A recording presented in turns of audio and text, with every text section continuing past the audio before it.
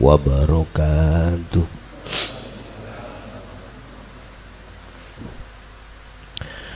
Ila hadratin Nabil Mustafa Rasulillahi sallallahu alaihi wasallam wa ala alihi wa azwajihi wa dzurriyyatihi wa qurabatihi wa ahli baitihi wa ashabil kiram wa ila jami'il anbiya wal mursalin wal awliya wa syuhada wa sholihin wa tabi'ina ila yaumiddin, khususan jami'i masayikhi ila muntahun wa ila abaina wa ummahatina wa azdadina wa masyayikhina wa auladina wa azwajina wa dzurriyyatina wa ahli baitina, khususan ila jami'il arwah fi hadil majlis. Ya Allah, ij'alhum min ahli syuhudika wa ta'atika wa dzikrika wa ma'rifatika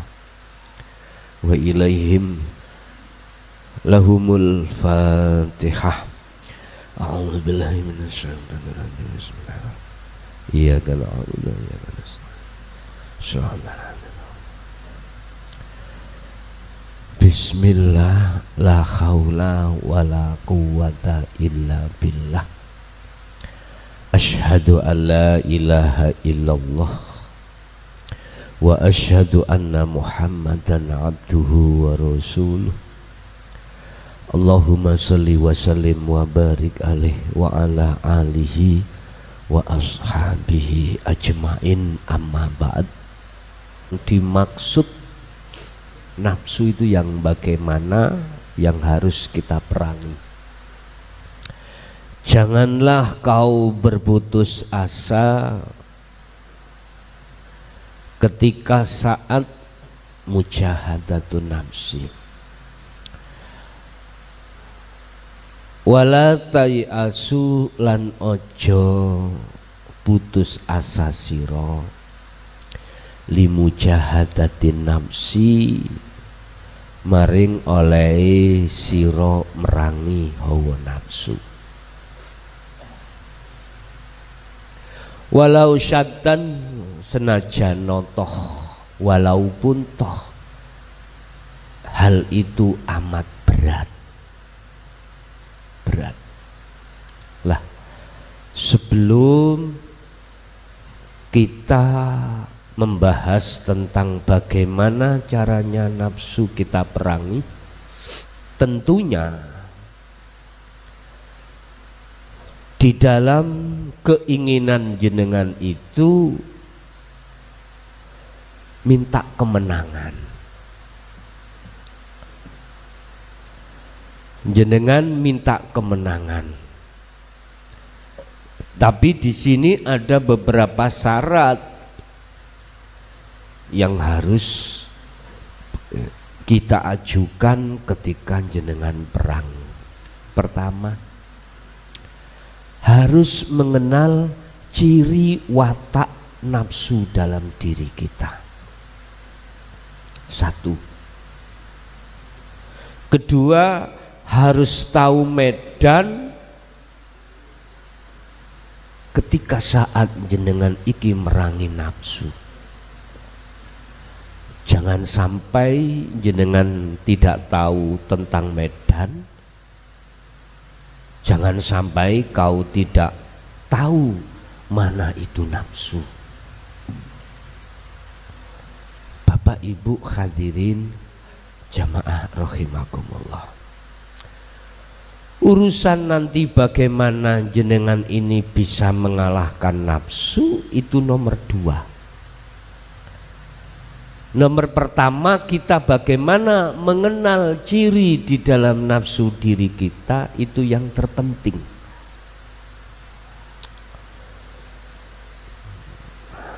Ngapunten, mohon maaf, cara ngaji ini mengke apabila tidak bisa sesuai biasa berjam-jam, mohon maaf karena kondisi kami agak drop, bukan karena kurang makan, enggak, bahkan lebih-lebih Pak makanya. Setahu saya kena greges iku dibarengi nafsu, dibarengi apa namanya ini, pilek, nawotok saniki. Nggih. Dulu enggak seperti ini dulu itu. Kepala seperti pecah, raos sih. Mulai hari Sabtu kemarin, tapi tidak akan menjadikan saya berputus asa. Bahasa prinsip saya, manakala saya dijatuhkan Allah kematian di tempat ngaji, saya ikhlas, ridho.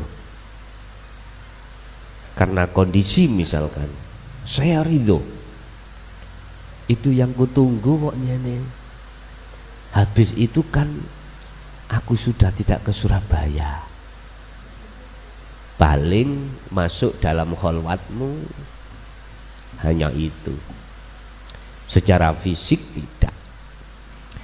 Yo gak repot-repot saya cari kopi. Enggak. Juga enggak repot-repot cari rokok ya. Aslinya enak lu wong mati Pak. Kalau tidak enak, kalau saya kira pulang semuanya di kuburan itu. Enak itu. Bapak Ibu hadirin jamaah rahimakumullah.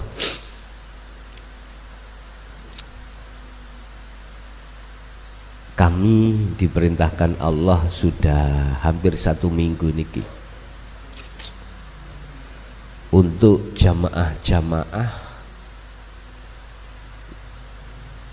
yang nantinya wektale wis kundur ya, ikut dimakamkan di sana.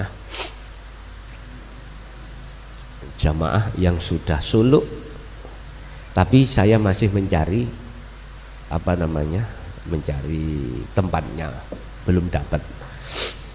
Nanti nggak apa-apa, nanti bila mana sudah dapat. Jadi jamaah dari unsur manapun, bila mana ingin ketika wafat ingin dikubur di sana, monggo. Walaupun Anda penduduknya tidak penduduk Mojokerto, karena kan milik pribadi kan nggak apa-apa, nggak apa-apa. Dah. Bagaimanakah ciri daripada nafsu yang setiap saat dan waktu itu selalu menjerumuskan kita? Pun jenengan teliti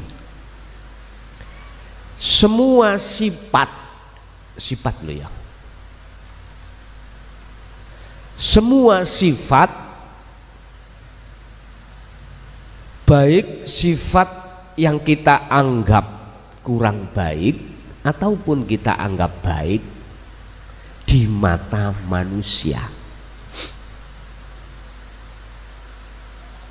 kok ya di situ ada sesuatu yang mencondongkan hatimu untuk duduk di taholli, maka itu adalah ciri nafsu. Saya ulang, semua sifat, baik sifat yang dikategorikan kurang baik atau jelek di mata manusia, dan atau sifat baik di mata manusia, apabila di dalam hatimu ada sesuatu yang menarik, mencondongkan ruhaniyahmu duduk di taholli, maka jelas itu ciri-ciri hawa nafsu. Contoh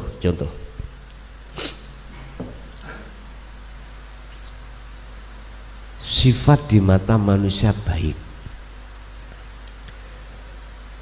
kita melakukan sholat, zakat, poso, haji, mau membaca Al-Quran, ya, itu kan baik, Pak. Di mata manusia itu mesti baik. Tapi tatkala hati kita mingkol bin rohibin, iki jelas, Pak. Hati duduk di takholi. Apa sih takholi itu? Condongnya hati muncul akunya makhluk, akunya hamba.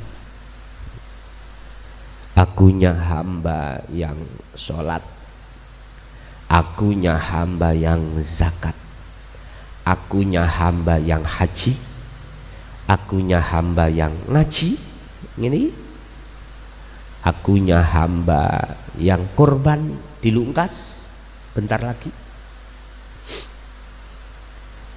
Iki jelas dikatakan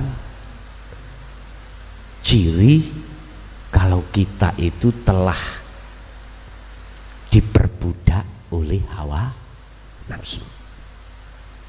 Itu yang baik. Apalagi yang jelek. Apalagi yang jelek.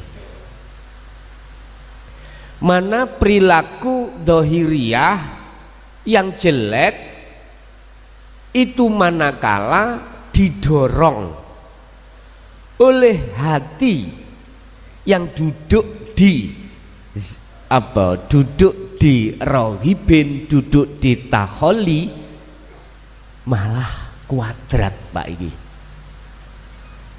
di mata manusia jelek, lebih-lebih di mata Allah, di mata Allah. Nah, kemarin di Wajak ada pertanyaan tentang masalah sholawat. Sholawat itu ternyata walaupun dilakukan karena tidak ikhlas, apalagi ikhlas, bahasane riya, itu nggak apa-apa. Pamer, riya ilah pamer, Pak, ya, pamer. Allah.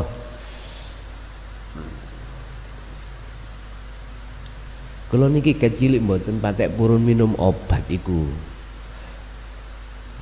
Dengkali wonten mriku, Pak. Mboten patek purun minum obat. Pun. Ternyata yang dimaksud sholawat itu adalah penghormatan. Makanya riya gak apa-apa. Gak apa-apa. Karena penghormatan.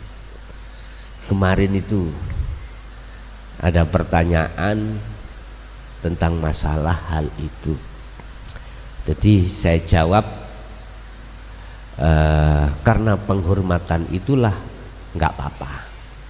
Padahal amaliyah yang lainnya husnul a'mal nataiju husnil ahwal mingkol bin zahidin.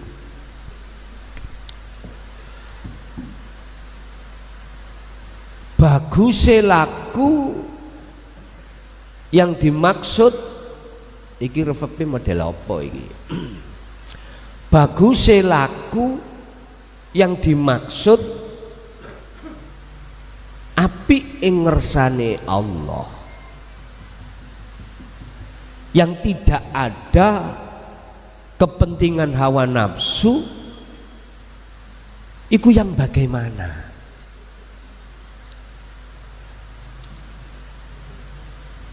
Laku dohir di mata Allah bagus atau tidak, itu tergantung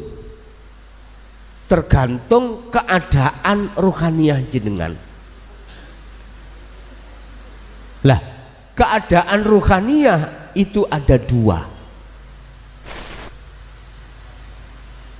Satu mingkol bin zahidin, nomor dua mingkol bin rohibin. Hati yang duduk di tajalli dan hati yang duduk di taholli.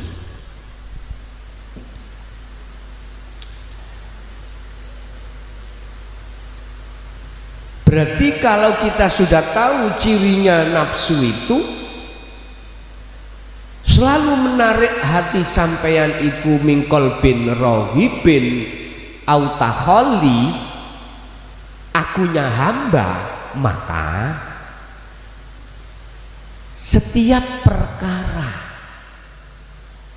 apapun yang mau jenengan lakukan, tolong fanakan dulu dirimu. Pertama, kekarepan, kehendak. Anda mau punya kehendak mau sholat, kehendak mau ke BC, kehendak mau ke pasar kerja dan lain sebagainya. Panjenengan harus melihat kehendak itu adalah kehendak Allah. Caranya Anda harus hilangkan pengakuan kehendak Anda. Ketika ini sudah Anda jalankan berlaku, maka kehendak yang sifatnya akmal secara fisik yang ujungnya itu jelek seperti ke BC doli, itu nggak akan pernah terjadi. Ya kesana toh, tapi tidak terjadi hal-hal pelanggaran hukum syariat. Karena apa? Karena seseorang yang sudah menafikan keakuannya atas kehendak dan takdir atau perjalanan itu, kata Rasul, anta budallaha ka'annaka taroh. Mereka bisa dikatakan bisa melihat Allah.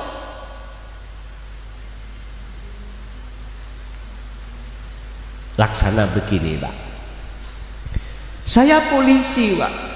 Umpama jenengan pencuri mau ngambil sepeda ini, terus sampai tahu di situ ada polisi, jadi nggak sampai curi? Nggak jadi. Jangankan polisi, kadang-kadang yang punya ada jenengan nggak akan. Beda loh Pak, ambek perampok. Tahu perampok ya? Pencuri kali perampok itu beda. Kalau perampok terang-terangan, kalau pencuri alias maling iku mengambil barang yang tidak iling gitu. Saya tadi bicara pencuri, beda kalau perampok. Tapi kalau tahu itu ada polisi, nggak mungkin Pak. Kecuali di situ jenengan sebagai pemilik, jenengan perampok, begal gitu, terang-terangan udah. Nggak berani kalau polisi. Sama ketika sudah panjenengan tetapkan bahwasanya iradah, kehendak yang ada dalam hati sampean itu Allahnya yang memiliki, maka nggak ada alasan jenengan ini akan melanggar aturan agama.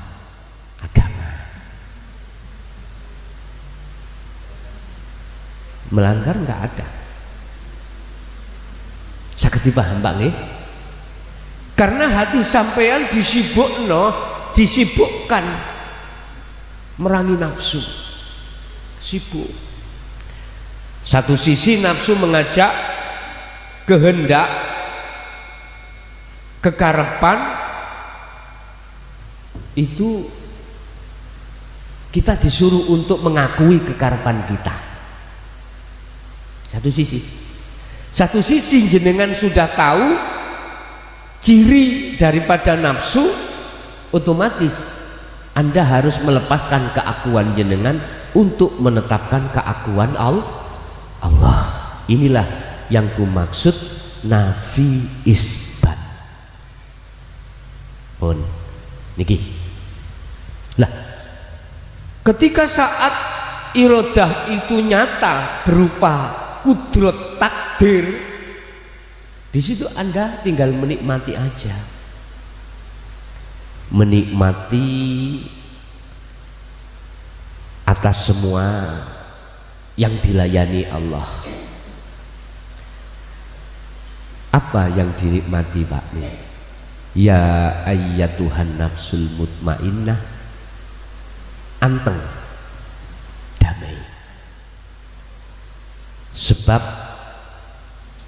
irji'i ila rabbiki radiyatan mardiyah. Sebab sudah kembali kepada Allah.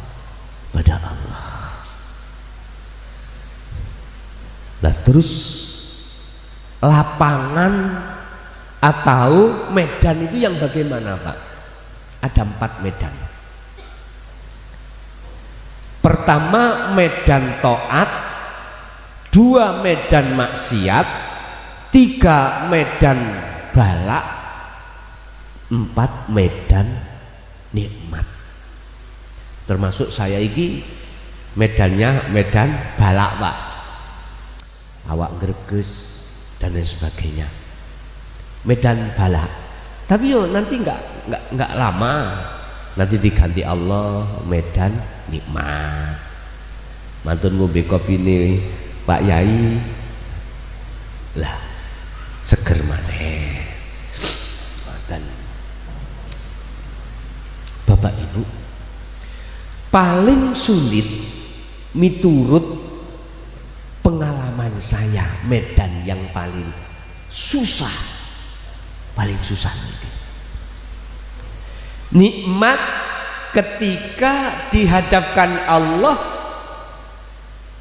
syahwatul farji sama istri paling abot. Ini miturut pengalaman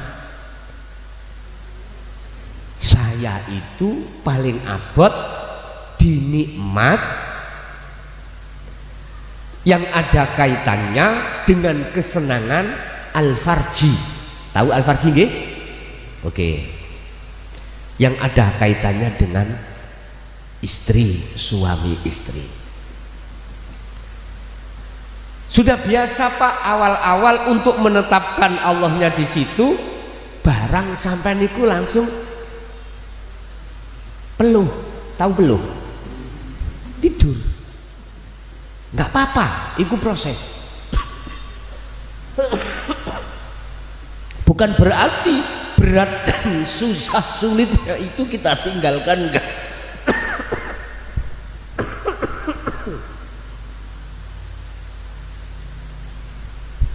Bukan berarti berat dan susahnya itu kita tinggalkan. Artinya ketika saat hubungan sama istri, hatimu tidak berpikir jangan,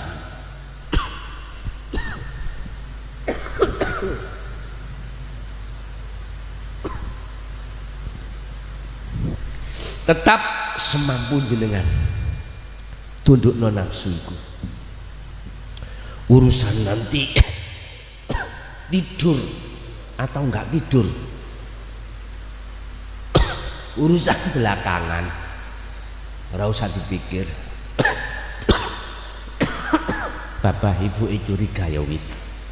Kadang-kadang nek gak paham curiga, mari dingguh endi Pak ngene.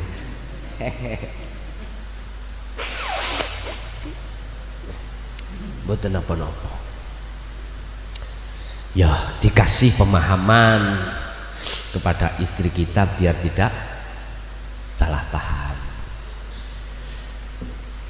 Yang termudah itu di antara beberapa hal itu balak Pak, mudah. Balak mau mudah. Hati untuk kembali kepada Allah itu mudah daripada nikmat. Tapi nantinya kalau sudah terbiasa tajalli mutlak sampai iki sudah apa? Sudah sempurna, maka semuanya tidak ada bedanya. Jadi ya sik tetap berdiri Pak. Sing syahwatul farji. Bisa-bisa itu berapapun oke. Sebab gini Pak, dulu ya tahun 70 mungkin bapak-bapak ini 80 kan belum ada listrik. Kita kalau menyalakan lampu kan mitrumpak itu dikumpo-kumpo siji murup, satunya dikumpul lagi murup lagi itu dah. Sekarang enggak, dipetek satu aja langsung murup semuanya, petekannya siji, jadi tidak merepotkan. Laksana seperti itulah Pak. Kalau tajalli mutlak sudah ada di dalam hati jenengan, sudah terjadi, maka 4 medan tadi, bala, nikmat, taat, maksiat, itu semuanya sama begitu Pak. Terus bagaimana caranya kami memaksimalkan tajalli mutlak? Lah ngeten nggih. Ini kembali di dalam surah Al-Ahzab. Di situ dikatakan ya ayyuhalladzina amanu, wahai orang-orang yang beriman. Beriman ini maksudnya sudah yakin bahwasanya semua yang berperan adalah Allah, makhluknya tidak ada. Iki iman yang sudah hakul iman. Iman sampai sudah ihsan. Sudah ihsan. Kalau hanya iman belum ihsan tidak bisa Pak. Iki khusus yang sudah ihsan. Iman yang sudah ihsan itu adalah anta budallaha ka'annaka tarah.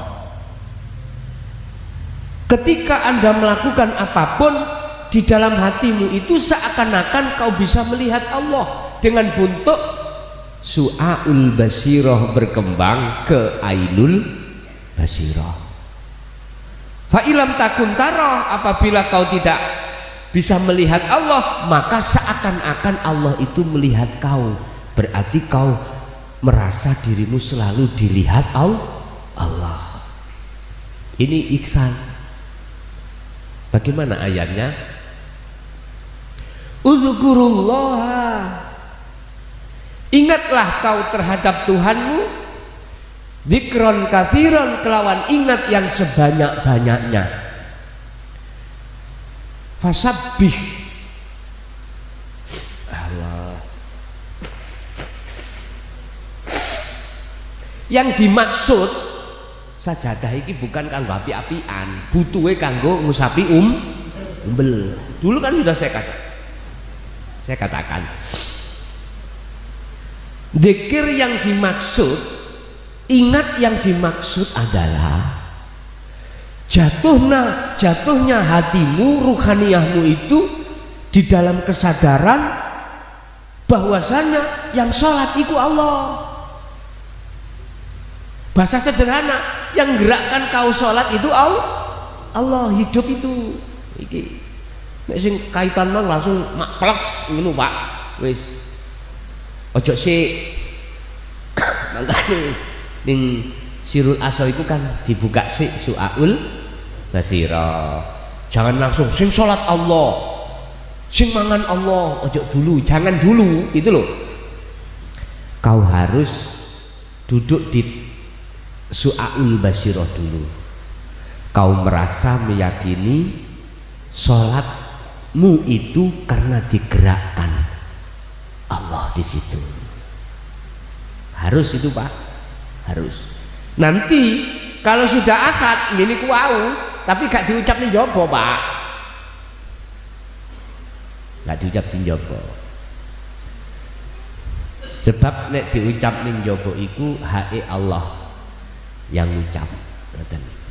Jadi harus ada iman, harus ada rasa, satu keyakinan, kesadaran hati bahwasanya yang menggerakkan kau rukuk, sujud, duduk adalah sesuatu yang halus pada dirimu itu.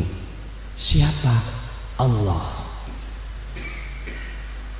Yes, ikuti aja itu. Nanti Allah sendiri akan menarik kau di dalam tajalli mutlak. Fasabbihu, dan bersucilah kau bukrotan wa asilan, pagi sampai sore. Bahasane jangan bacalah tasbih, jangan, bersucilah kau. Apa maksudnya?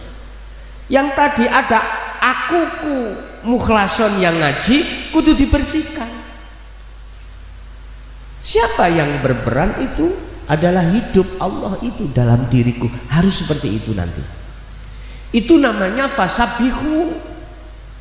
Fasabbihu, bersucilah kau terhadap Allah dalam hatimu, bukrotan wa asila, pagi sampai sore.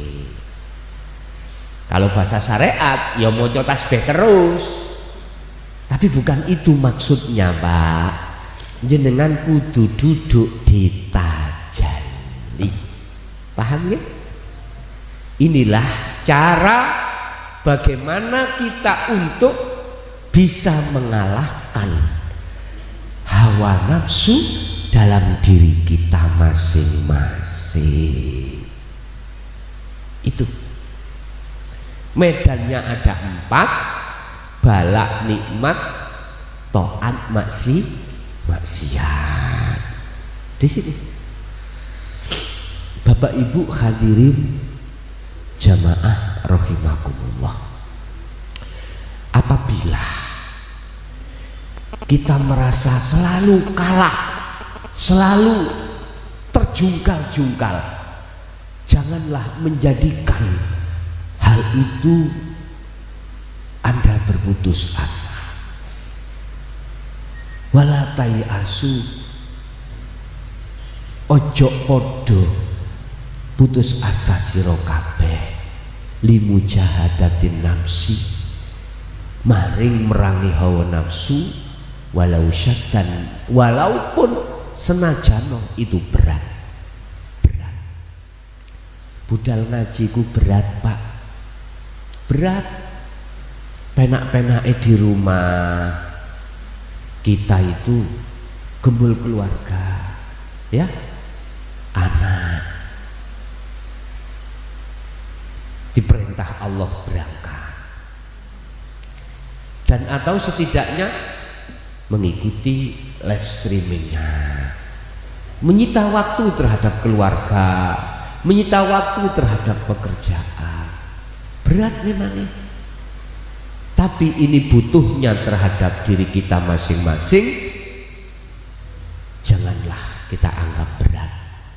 Aku yakin berat apapun, saya ja'alullahu ba'da usri usra, perkara yang mudah awalnya itu susah. Perkara yang mudah kita itu mengalahkan nafsu, awalnya itu yo susah atau berat. Jangan dikira datangnya kemenangan itu dengan hanya bim salah bim. Di situ penuh liku kita bertempur terhadap nafsu dalam diri kita. Yang jelas, Pak, kok umpomo nafsu itu boleh tak gambarno, kok boleh tak gambarno dalam sifat dirimu itu. Allah mengatakan ulaika kal an'am balhum adol, mereka itu kal an'am, seperti rojo koyo. Tahu rojo koyo? Hayawan, Pak. Balhum adol, bahkan sifatnya lebih buas. Wa qala aidan wa ma ubari'u nafsi innan nafsa a'maratum bisu. Selalu ngajak jelek pada Allah, itu ngejak lalai pada Allah. Lah, apa perkara-perkara yang menjadikan hatimu lalai bahwasanya di situ yang menggerakkan Allah, mohon iki dikoreksi. Bila mana masih berat, kuncinya satu di dalam surat Al-Ahzab tadi, ya, udzkurullaha dzikron katsiron fasabbihu bukratan wa asila. Mungkin itu Bapak Ibu apa yang bisa kami sampaikan. Sekali lagi kami mohon maaf terkait pengausan malam hari ini, tapi tetap sesuai dengan season kedua Bapak Yai tadi ada tanya jawab. Monggo, barangkali ada yang perlu ditanyakan, kami persilahkan.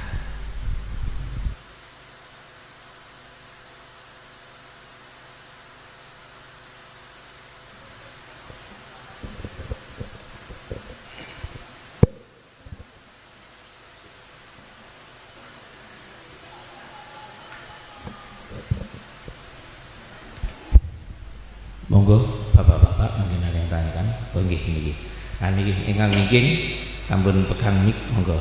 Satu pertanyaan. Assalamualaikum warahmatullahi wabarakatuh. Ingkang kula hormati lan kula mulyakaken Gus Mukhlason lan sedaya jamaah ingkang rawuh.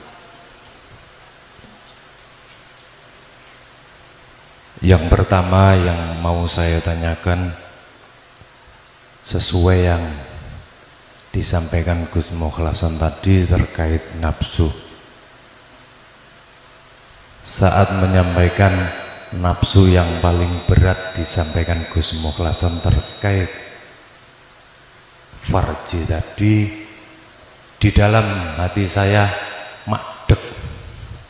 Artinya apa yang disampaikan Gus Mukhlason seperti apa yang saya alami.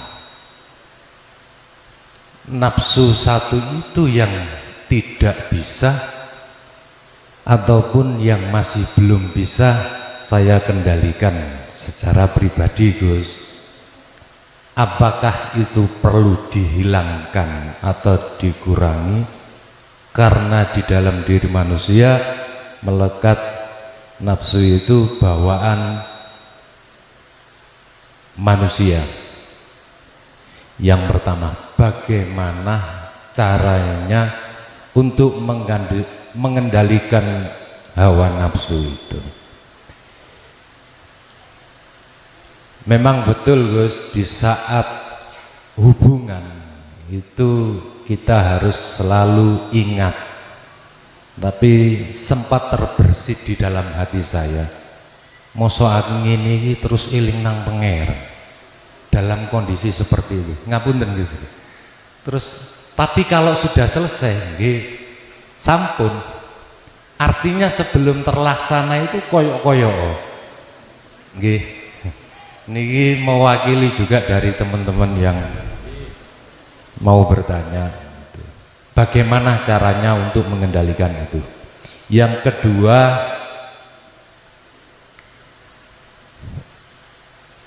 bagaimana caranya mengetahui orang ini sudah bisa mengendalikan hawa nafsu yang jelek. Jadi musibah, nikmat, taat itu apakah harus seimbang atau dimenangkan salah satunya? Bala, musibah, taat, nikmat. Matur nuwun, ngapunten ingkang kathah. Assalamualaikum warahmatullahi wabarakatuh.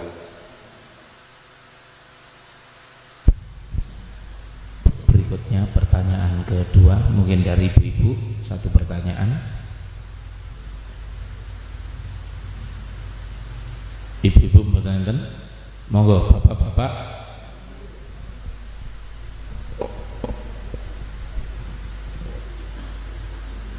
Assalamualaikum warahmatullahi wabarakatuh. Yang ingin saya tanyakan Gus, caranya duduk tajali itu yang bagaimana Gus? Soalnya saya kurang ngerti, dan yang menurut menghilangkan nafsu, soalnya kita masih manusia ya, masih nafsu itu masih tinggi Gus, dan caranya itu bagaimana? Matur nuwun. Assalamualaikum warahmatullahi wabarakatuh. Kirang setunggal niki Bapak ngajeng niki. Bapak niki ngajeng. Niki Pak Amit, Bapak niki. Nggih. Assalamualaikum warahmatullahi wabarakatuh. Ngapunten Gus Lason, kula poin awon nggih. 15 tahun kepungkur saya itu kepepet utang, terus terang ditagih ngalor ngidul. Nah, kalau niki disukani tiyang amalan, wis wocon Fatihah, kon nek gale petunjuk, gale wis ojo lereng. Kula kepepet Gus, timbang ngalor ngidul kula buntu, kula lakoni Gus. Ba'da isya sampai subuh, ba'da isya sampai subuh, sampai 3 hari, asal wangsit Gus. Kula dhewe sik tian Gus, swara Gus. 35 ngeten, ngapunten Gus. Nggih, saestu. 35 ngeten Gus, persis 3 hari. 3 hari berturut-turut kula tembak injine Gus. Benjenge. Tembus nggih, tembus. Nah, kula niki pertanyaan kula niki wis ndugi pangeran napa ndugi jin? Soalnya kula lihat kepepet Gus, ngoten lho. Niat kula ndugi kisah pangeran, ngoten lho. Ah, wis sing mlebet niki jin napa Gusti Allah Gus? Soalnya Gusti Allah kan Rahman Rahim Gus. Njaluk elek disukani. Nggih bener Gus nggih. Nah, niki mawon Gus. Assalamualaikum warahmatullahi wabarakatuh.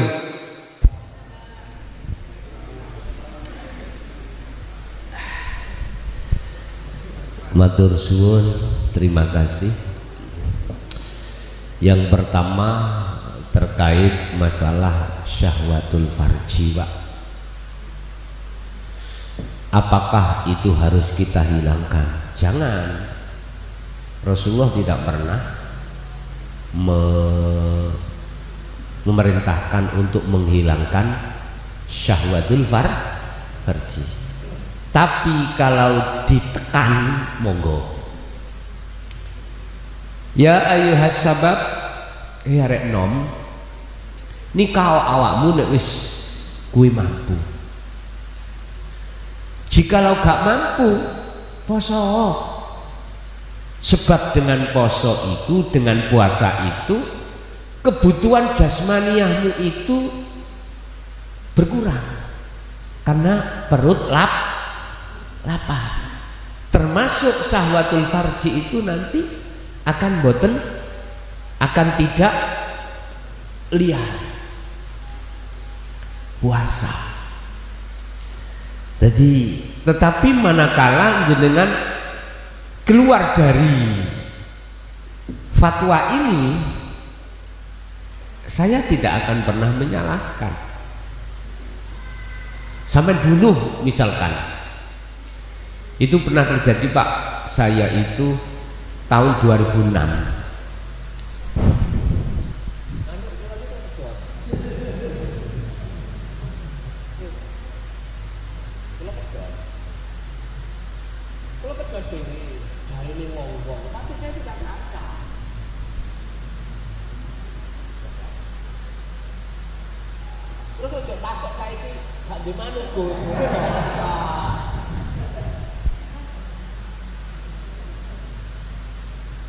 Mungkin yang kampung tahu Pak.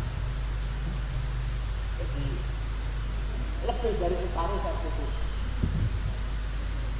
Berarti saya masuk kaidah dengan uang tidak kan? Tapi di sisi yang seperti itu,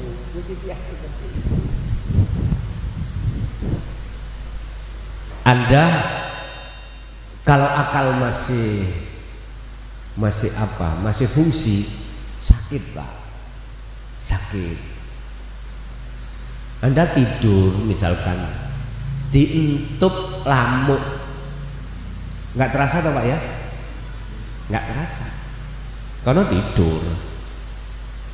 Jadi Pak, kalau menurut Rasulullah mboten angsal tidak boleh. Tapi lantas bukan berarti ada si A atau si B itu mengambil spekulasi itu untuk memutus, membunuh, monggo. Itu termasuk faktor Pak ya. Jadi memotong itu termasuk faktor. Wong nyatane kula nggih sik di anak iki. Ayo. Wis gak iso sampean pikir, kok gak iso sampean pikir. Mboten saged sampean pikir nang akal kok iso di anak, mboten saged sampean pikir. Sing ngerti kula istri kula to. Sing tahu istri saya. Apakah Allah gak mampu menghendaki seseorang itu walaupun tidak punya alat kelamin terus istrinya hamil? Allah kuasa enggak? Kuasa. Iku punya suami. Yang tidak punya suami Siti Maryam bisa kok. Gitu. Bisa. Udah Pak. Wis gak usah tak dawak-dawak no. Nek sampai pertanyaannya boleh enggak itu dibunuh? Kalau saya mengacu pada hadis Rasulullah, tidak boleh.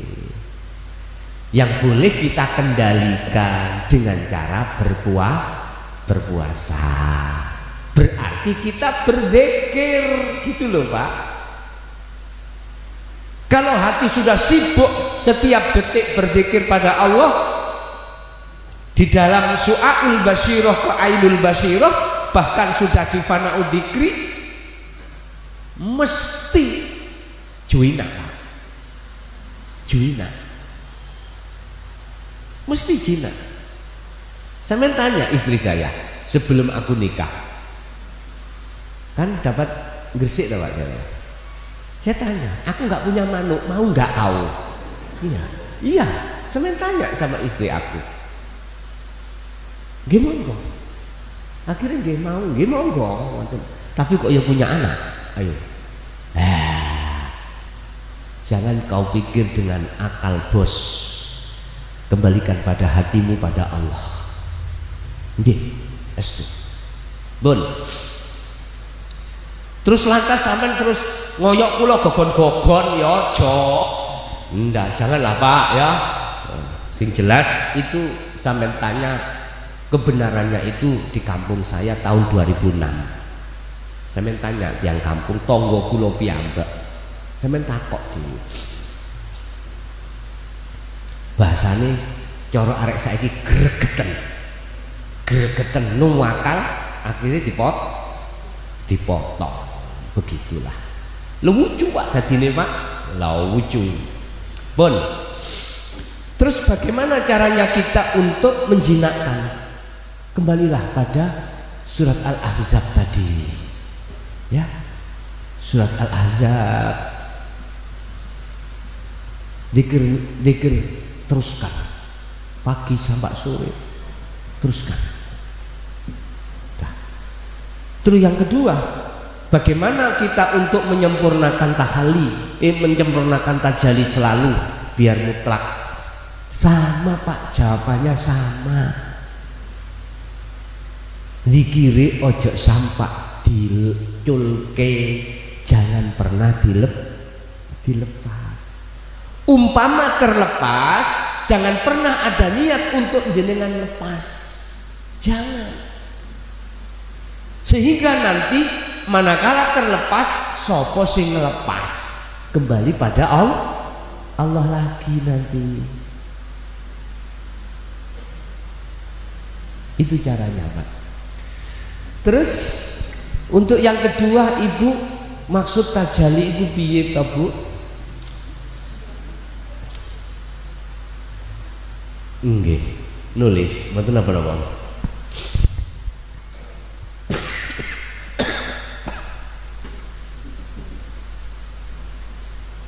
Sik koyok wong remek, sik koyok ae kok.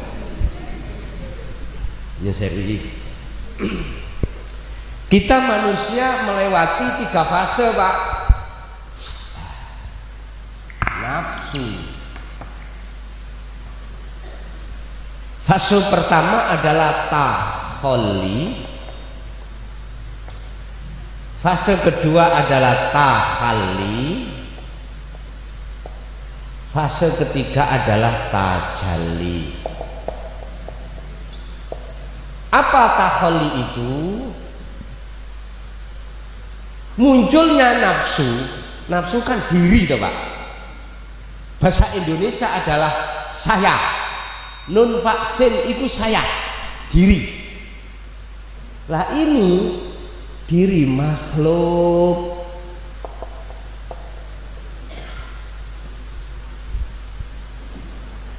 Apapun kejadian,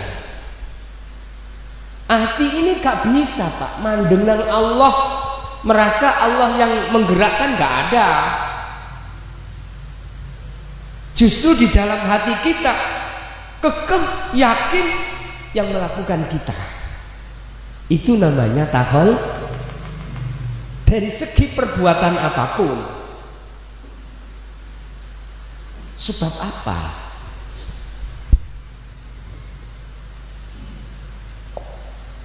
Husnul a'mal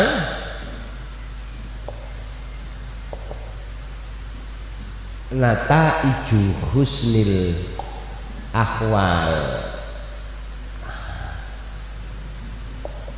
min qalbin raghibin. Husnul a'mal nataiju husnil ahwal. Bagusnya laku dohir ya di mata Allah itu tergantung buah keadaan ruhaniyah. Oleh karena ruhaniyah kita ditakhalli mesti mingkol ben rawibin. Apa rawibin?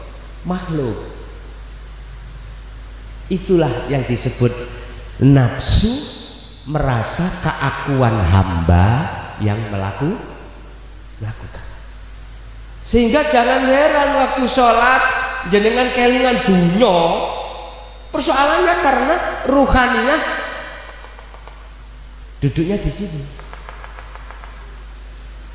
Ruhaniyah kita menjadi budaknya nafsu iki, nafsu yang takhalli iki. Terus di dalam Islam ada pengajaran bagaimana kita bisa lepaskan ini. Di sini fase kedua ada perintah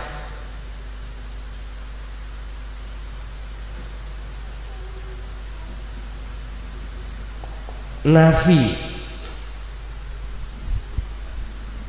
la ilaha, tidak ada Tuhan dalam hatimu itu kecuali hidup Allah. Berhubung ada isinya makhluk, bersenono, bersiono, bersihkanlah makhluk. Rasa keakuan hamba, keyakinan yang melakukan itu bersihkan. Yakfur bitawuti, bersihkan. Caranya bagaimana? Kita membersihkan. Kembalilah caranya kita masuk pada ajaran zikir. Hanya lewat zikir. Ada yang mengatakan gini Pak, sholawat itu lebih cepat untuk sampai pada Allah daripada zikir. Ada yang bermakalah seperti itu. Boleh. Cuman pertanyaan aku, sholawat yang bagaimana? Wong sholawat itu penghormatan. Terus bab masalah zikir yang mana? Yang menjadikan ruhaniyahmu itu terlepas dari budaknya nafsu di takhalli ini. Ternyata jawabannya kalau ngomong masalah zikir adalah sirul asrar. Di situ. Sedangkan zikir yang seperti ini yang muncul dari kalimat tauhid la ilaha illa anta dan la ilaha illa ana tidak dijelaskan di tengah masyarakat. Ini sudah Pak, waktunya pun dijelaskan di tengah masyarakat sudah. Apa sih taholli itu? Adalah proses pembersihan keakuan hamba yang merasa melakukan, meyakini yang melakukan hamba makhluk ini dihilangkan. Balik lagi pikir rasa. Jadi ketika melakukan perbuatan apapun ya, amal ini, hatimu harus kau dorong dengan rasa atau keyakinan bahwasanya ada sesuatu yang halus yang disebut Allah Sang Maha Penggerak, baik itu di dalam dan di luar diriku. Mana Allah itu? Ya antara saya dengan jenengan itu ya. Ini Allah. Dan ini ada di dalam diriku juga, dalam diri jenengan. Itu Sang Penggerak. Jadi ruhaniyah wajib untuk membangunkan iman ini yang berlaku, yang berperan. Ini wajjahtu wajhiya lilladzi fataras samawati wal arahno wajah rohmu iku nang lilladzi hidup fataras samawati wal ardo yang menguasai jagat langit dan bumi. Jagat langit adalah ruhaniyah, jagat bumi adalah jasmaniyah. Iki nek terus sampai lakukan, maka otomatis Tuhan tuh yang disebut makhluk di sini akan hilang. Setelah ini hilang, maka disitulah disebut tajalli. Apa?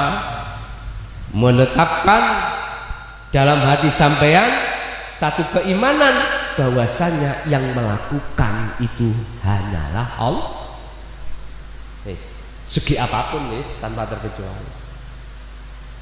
Dalam ruhaniyah jenengan rasa utawa iman niku bangun, Pak. Bangun, ngadeg. Bangun. Menetapkan keakuannya Allah yang berlaku. Lah makhluknya mana? Tidak ada. Termasuk jenengan roh itu sudah tidak ada. Makanya mudah saja sampai nek pingin tahu Allah. Kalau di ini ada yang ikut ngaji di Wajak Malang lewat apa? Lewat streaming ada Nyun Sewi. Istilah ini udah saya butuh orang tua. Zaman kepingin langsung likok nang Allah, aku butuh wong loro. Di depan saya ada meja. Di bawah meja itu ada kolongan ya. Oke ya, musisi kita ini ada meja, ada kolongan. Tolong sampean pundut niki, sampean junjung. Kia. Apa? Pun sampean dijamin. Kita bilang apa ini? Kolongan mana? Meja? Inilah wujudnya Allah. Sebetulnya gak boleh, Pak. Tapi diperbolehkan Allah karena memang biar jenengan paham mboten angel-angel. Dulu ancamannya apa? Umur, Pak. Mursyid ngancam kita, umurmu kok dikurangi oleh Allah. Gula tambah seneng. Penak umur kurangi. Wis gak gopoh mikir kopi, rokok. Bagaimana di dalam surat Al-Baqarah? Para kekasih Allah, para orang-orang yang mati syahid, jangan anggap dia mati. Mati kan jasadnya, tapi ruhnya Allah tarik di dalam alam lahud. Disitulah, bukan alam barzah. Makanya jenengan gak usah khawatir, masih tak tinggal bongkok. Tahu bongkok ya? Tinggal mati, jangan khawatir jenengan. Masih ada nanti, Allah pasti akan memberikan generasi lagi, entah siapa itu. Tidak harus nasab saya, enggak. Allah akan, makanya jangan fanatik dengan nasab. Kalau kita fanatik dengan nasab, mungkin menjadikan takabur kita. Ya. Allah menghendaki siapapun hamba yang dikehendaki, mampu enggak? Mampu, tanpa ada unsur nasab. Kita semuanya itu sama, Pak. Nasabe podo saking Nabi Adam lah gitu.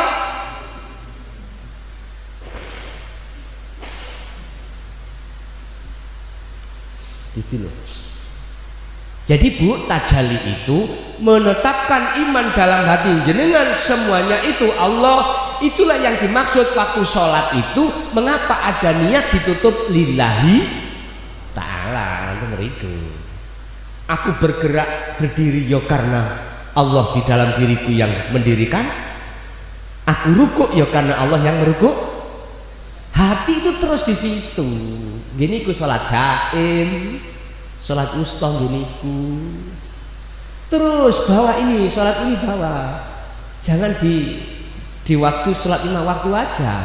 Waktu makan, waktu minum, waktu kita kumpul sama istri, walaupun di situ jatuh bangun nggak apa-apa. Teruskan aja, teruskan.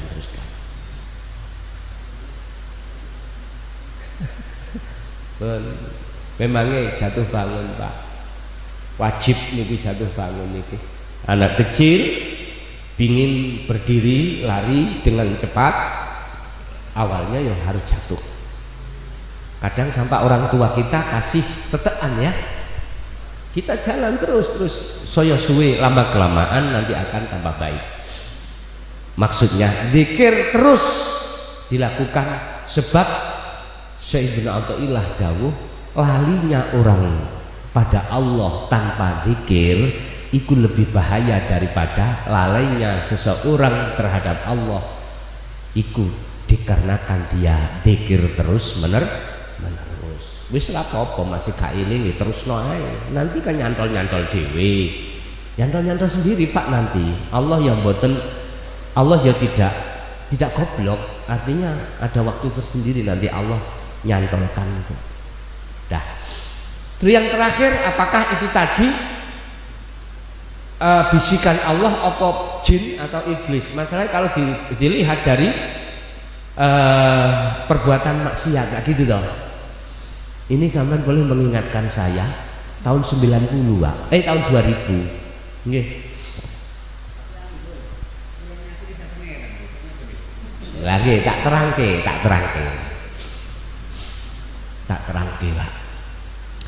Ketika saat kasaf itu muncul, ya.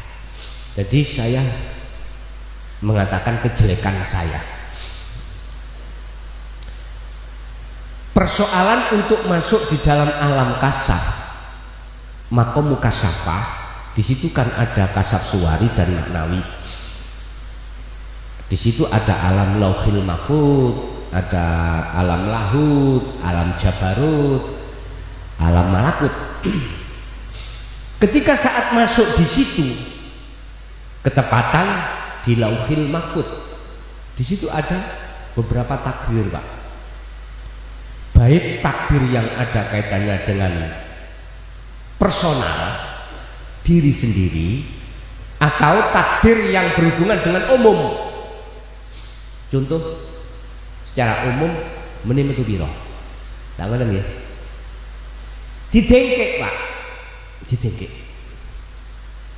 Ya sekarang tinggal kita itu ketika masuk di dalam makom mukasyafah, duduk di mana? Tajalli apa takholi? Kalau takholi jelas jin, jelas walaupun bener, tapi titik bener daripada akeh salah. Koyok awal-awalnya seperti bawenan, tapi pada akhirnya waduh gak tak kurangi rek, waduh gak tak tambah. Begitulah. Nah, tapi kalau sampai masuk di kasaf maknawi, lah ini asli asli dari Allah, asli dari Allah. Nggak pernah, cara keliru nggak pernah. Apa kelis di proyektor, kelis ya, dengan gambar di layar itu nggak pernah, selisih nggak pernah.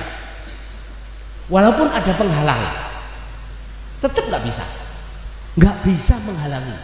Contoh, tahun 70-80 kan sih wonten layar tancap tuh Pak ya, di gedung apakah di lapangan. Di belakang kita itu ada petugas proyektor, itu sibuk motongi kelis. Biasanya itu nyengsor sing yang ada unsur maksiat kan ya. Terus kelis iku wau ketika saat disinari oleh cahaya yang dihasilkan dari listrik, dihantarkan ke layar, kelis tadi pas orang pacaran. Di sana pacaran nggak layar digambar, mesti pacaran. Walaupun ono penghalang, tidak mungkin dia itu gesek, nggak mungkin.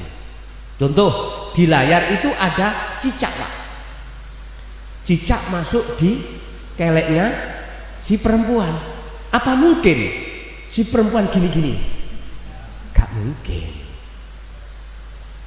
Itu di dalam surah An-Nur ayat 35 Pak ya. Lah, kalau pertanyaannya apakah ini dari Allah ataukah dari jin bahkan iblis, jawabannya mudah. Tergantung ketika jenengan waktu itu hatinya duduk di takholi apa di tajalli. Itu jawabannya Pak ya. Kalau di tajalli jelas hati sampean tidak akan melihat makhluknya karena sudah tidak ada makhluknya alias fana, termasuk diri jenengan. La yarawna li anfusihim syai'an. Anda tidak akan pernah melihat selain daripada Allah, karena selain daripada Allah sudah tidak ada di dalam diri jenengan, termasuk diri jenengan. Nek pertanyaannya apakah itu dari bisikan Allah atau bisikan jin atau iblis, apapun Pak niku Pak, itu kan yang jelek menurut menungso hukum syariat. Sekarang baik, tetap barometernya di takholi apa di tajalli, begitu Pak ya. Bapak Ibu hadirin jamaah rahimakumullah, mungkin itu apa yang bisa kami sampaikan. Bila mana ada pertanyaan nanti diluncurkan di WA aja, oleh karena memang keterbatasan apa kondisi kami, mohon maaf sekali lagi. Semoga apa yang sudah diberikan Allah menjadi satu ilmu yang barokah, yang manfaat terhadap kita dan anak cucu kita ila yaumil qiyamah. Lahumul Fatihah.